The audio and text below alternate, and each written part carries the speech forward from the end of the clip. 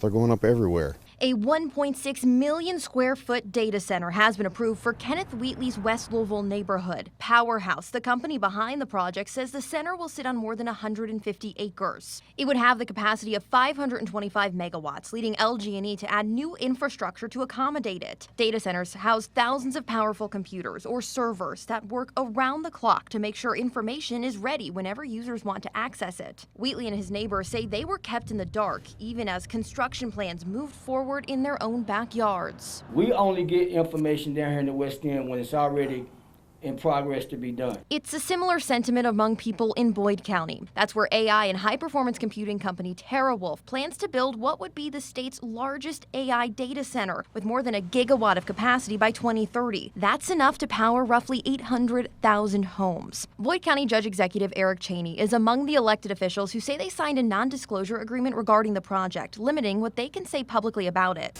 I was shocked, and honestly, I felt really betrayed. Felt like they had stabbed us in the back. NDAs have become a common practice in the construction of data centers across the country. Here in Kentucky, the boom in data center proposals took off after the General Assembly passed legislation giving hefty tax breaks to data centers in Jefferson County in 2024, followed by a statewide expansion in 2025. In order to be eligible, the project must meet the requirements of and be approved by the Kentucky Economic Development Finance Authority. Data centers aren't new, though. They've been around for decades, but those data centers were a far cry from what we're seeing today. That it's the scale that's right, new. it's the scale. Professor Hank Dietz is the director of undergraduate studies for computer engineering at the University of Kentucky. He's been a parallel supercomputing researcher since the early 80s. Dietz's research group built the world's first Linux PC cluster supercomputer, establishing the root technologies that today's data centers rely on. But back in February of '94, our first cluster supercomputer had a whopping total of 4 PCs tied together, and that was taken quite seriously. Now we're talking about systems that are tens of thousands, hundreds of thousands, even millions of processing elements. As power demands grew, so did the systems built to meet them. Take this machine room inside UK's Davis Marksbury building, built 10 years ago to handle a cluster of about 350 nodes. Nodes are servers that process and store data. This room runs on 30 tons of air conditioning. The air goes from here, underneath the floor, comes into the racks. The racks basically suck the air into the middle of the room, and then the heat rises and it gets collected back up and recirculated. So that's your typical air-conditioned data center. Just on a smaller scale. Dietz says this room is 1/400th of the size of a data center planned for the former Lexmark campus in Lexington. So very scary numbers. Dallas-based Dark Points operating company purchased this property for $29 million. Their plan includes 20 to 30 megawatts of power in the first phase, with the potential to eventually expand up to 70 megawatts. The amount of power consumption that we're talking about for the eventual scale that they want for that one facility, that's like 60,000 homes worth of power. Air cooling, like the system in the Marksbury building, can't keep up with today's power demands. That's why Dietz says liquid cooling systems are quickly taking over. And the water cooling systems, for 2 megawatt of power dissipation, they were pumping 600 gallons per minute of water to cool that. Just think of that in a very colloquial way as filling your bathtub in less than 10 seconds, right? And that's every 2 megawatts. To put that in perspective, the data center in Louisville is planning for 525 megawatts, and eventually in Boyd County, more than a gigawatt, or 1,000 megawatts. These things have a very large impact on utilities, on the transmission grid, on consumers. Lane Boldman is the executive director of the Kentucky Conservation Committee. A lot of communities are getting caught very off guard. It's a big rush with a lot of proposals, very fast, with a lot of impacts. People in Kentucky communities with data center projects planned or underway worry about the potential strain on natural resources. And data centers are very energy intensive industries.